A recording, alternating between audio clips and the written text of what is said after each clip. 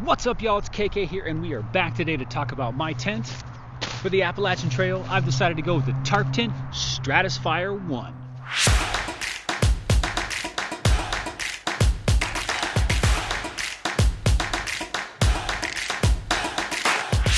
Let's go ahead and get this bad boy set up, and we'll talk about it a little bit more. The StratoSpire 1 is sewn right here in the great US of A and sleeps 1 to 2 people. It weighs in at 38 ounces, including the stuff sack and stakes. This is an all-season capable tent and will handle moderate snowfall. It features strong dual trekking pole support with double wall, dual entry, and dual large vestibules. This tent has excellent high and low ventilation and has a separate living compartment. It clips up into the fly and is completely removable. The fly and interior can also be set up independently of each other, and the interior can widen to fit 2 standard width pads. Interior never gets wet during entry, exit, setup, or takedown in storms, and this tent is very roomy with steep walls and excellent headroom. And when you get to camp, you won't waste any time with its 2-minute pitch time.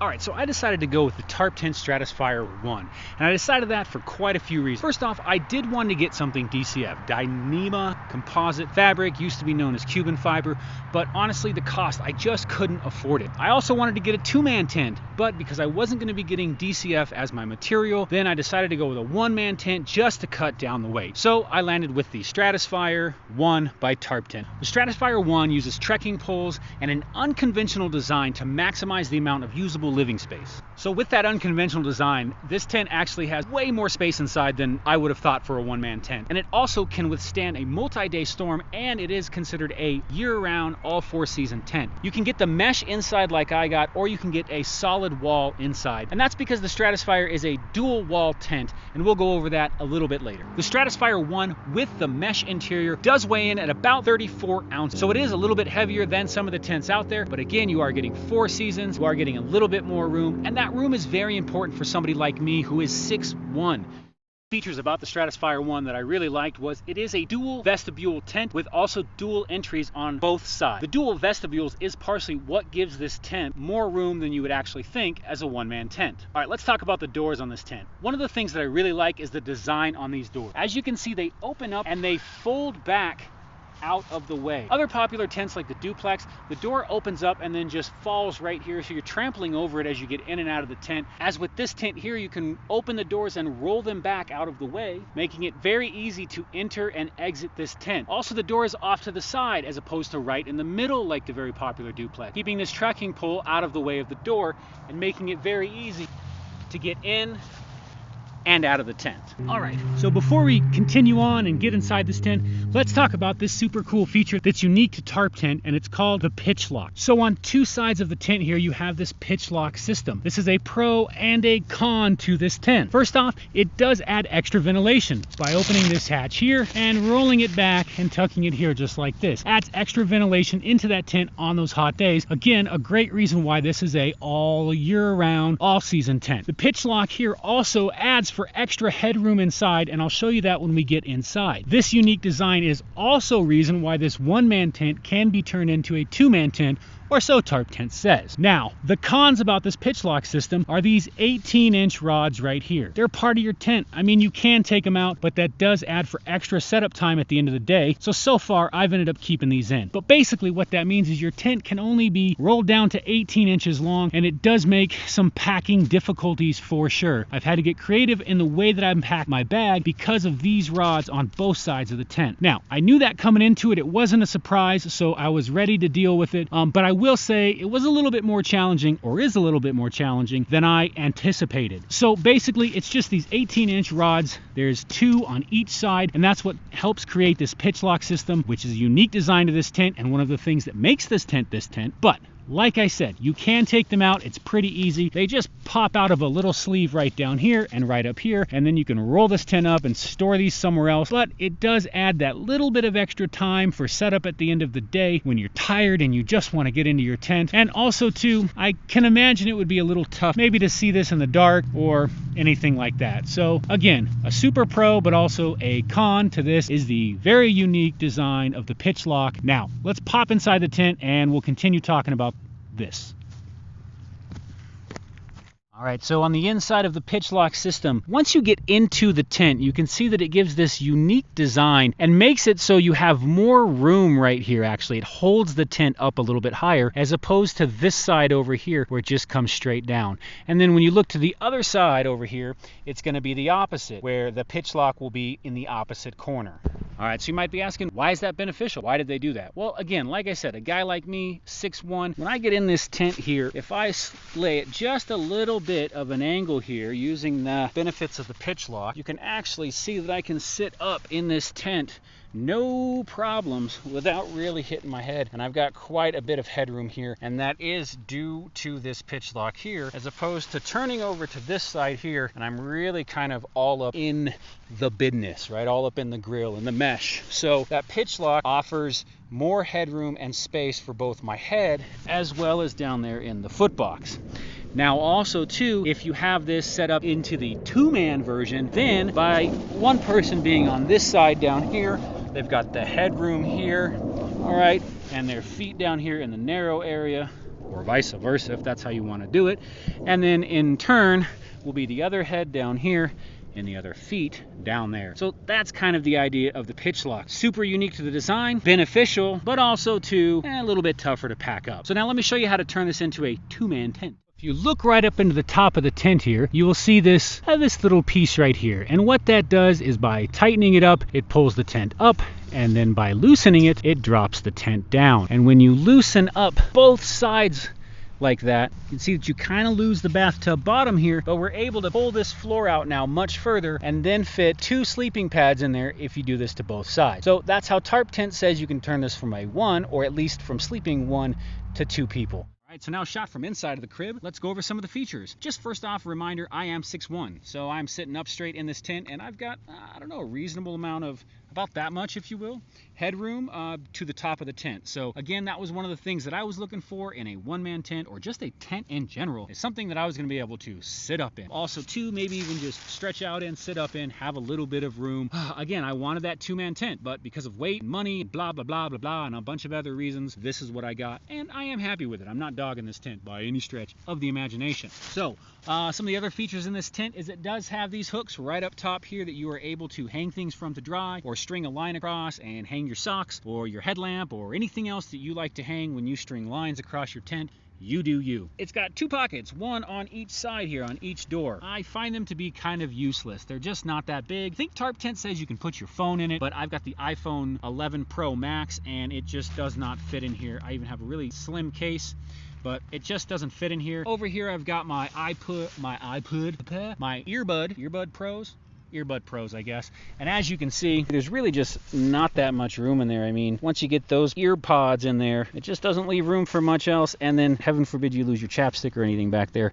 It's just, I don't know. But then again, besides my cell phone, I mean, I can't really think of what else I would be keeping in there. Maybe my headlamp, and that would probably fit, but just something to be aware of. So the StratoSpire is a dual wall tent. It has this mesh interior here, which we've talked about. It also has a solid wall as well that you can buy. And I think it's like under $200 to get the solid wall interior. Not that bad if you want to add that. You can set up the 2 pieces independently. You can set up just the inside here, or you can set up just the weatherfly if you want. I like that they stay attached, and you can set this up together. That way, if it's raining, you're not going to get the inside of the tent wet during setup. But also too, it leaves that room here to keep the condensation off of the internal area. And again, being 6'1", I'm gonna be, it's gonna happen. Once you add a 6'1" dude, a sleeping pad, a sleeping bag, I'm touching wall. You know what I mean? I'm touching wall. So the best that I can do to stay off those walls, I got to control that moisture, try not to get things wet. So again, one of the reasons why I went with this tent. All right, so we take a look at the vestibule over here, all closed up now. All right, so the first thing I just wanted to show you guys is check this out. If I sit in the absolute middle of my tent, I've got full on extension of those legs, and I'm not even to the end of that vestibule yet. Like I said, halfway in this. So this is a really, really good size vestibule, and you got the same size on both sides. All the room for gear, for activities, for anything that you'd want to do in this vestibule.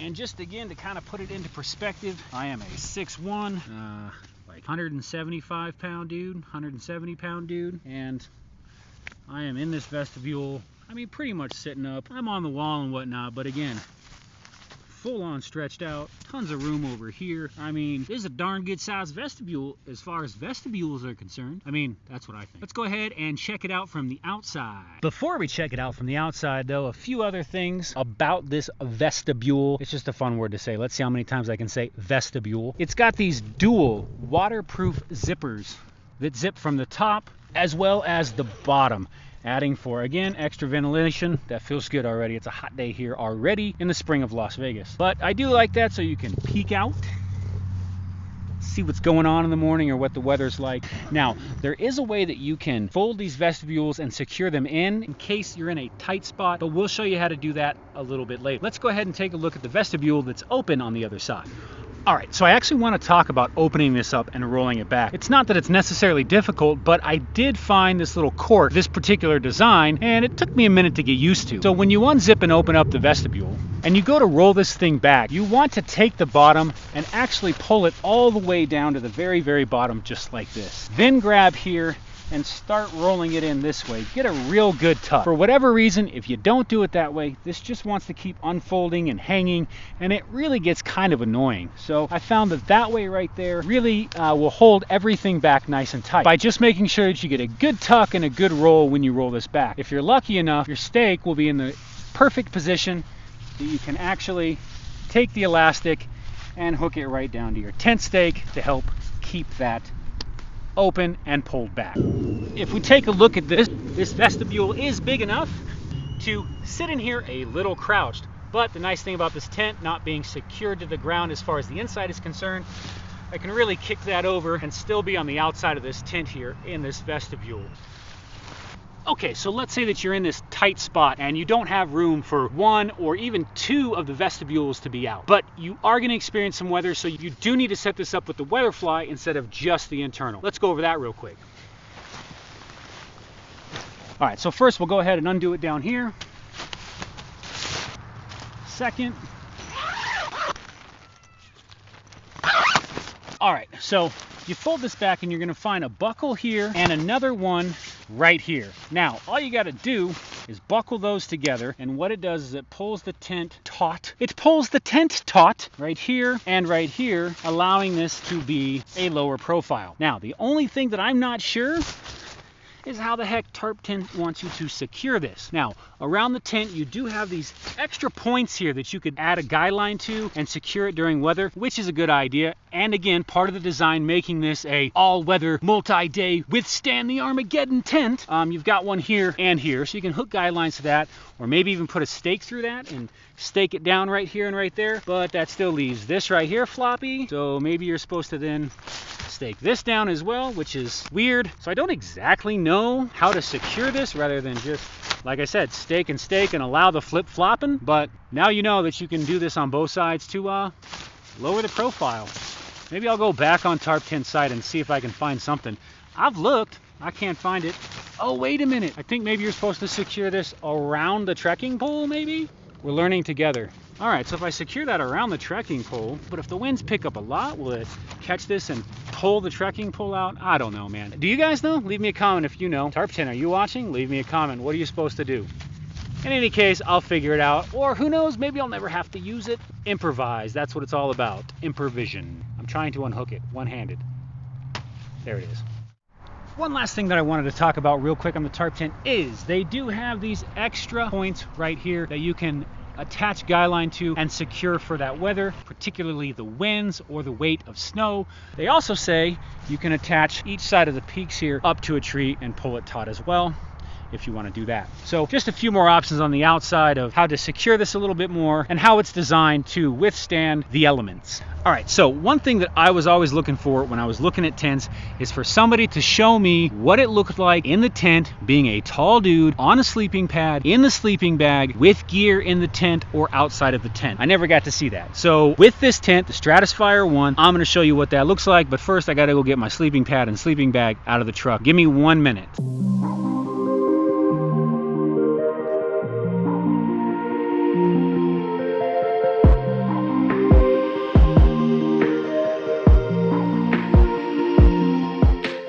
This is the 20-degree sleeping bag by Z-Packs with the Sea to Summit Etherlite XT sleeping pad. So we got a 4 inches on the sleeping pad. We got a 20-degree bag here. That gives you kind of an idea of my setup here as far as taking up space on the inside. Give me just one moment and I'll get up in there. Got to take off my shoesies. There you go. Sleeping at that angle. Got my headroom here nice. A lot of room down there at the toe box. So let's go ahead and show you. All right, so now that we're in the tent, you can see that on the sleeping pad, even with my pillow and my hat on, I've still got a little bit of headroom here. So again, that pitch lock does make sense in its design, even though those little rods are kind of a pain in the A. Let's go ahead and take a look at the foot box. All right, and turning around, looking at the foot box again with that pitch lock there, you can see that I have a little bit of room. I am kind of on the mesh, but again, there is plenty of room between the mesh and the second wall of this tent. And then as we look over here, you can see that I've got quite a bit of room there. And to put that into perspective, I can put a pair of shoes here if you like. Boom, that is a 10.5, 11 size shoe. And I've got quite a bit of room here. So this is a good spot to keep your ditty bag or anything else that you're going to want to keep inside while you are camping. And then in the reverse, you've got kind of that same space up here at the head over here, because like I said, sleeping at a little bit of an angle in this, in order to utilize the pitch lock for head space and toe space, you have a little bit of storage space again over here on this side of the tent.